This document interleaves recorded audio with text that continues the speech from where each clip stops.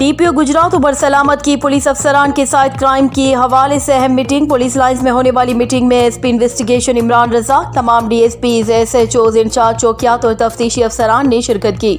Meeting में DPO Gujarat ने जेर तफ्तीश मुकदमात, मुजरिमान इश्तिहारियों की गिरफ्तारी और मंशियात के हवाले से तमाम अफसरान की कारकर्दगी का फर्दन जायजा लिया। उन्होंने नाकिस तफ्तीश और कारकर्दगी के हामिल अफसरान को सख्त सजाएं और शोकाज नोटिस जारी किए, जबकि अच्छी कारकर्दगी दिखाने वाले अफसरान को तारीफी सर्टिफिकेट देने का ऐलान किया। डीपीओ गुजरात ने तमाम अफसरान को सख्ती से हिदायत दी कि जिले के किसी भी इलाके में असला कल्चर किसी सूरत बर्दाश्त नहीं किया जाएगा। अपने इलाके में कब्जा माफिया, मंशियात फरोशों, मुजरिमान इश्तिहारियों और जराइम पेशा अफराद के खिलाफ क्रैकडाउन तेज किया जाए। रिपोर्ट मलिक नवीद, आवान, गुजरात।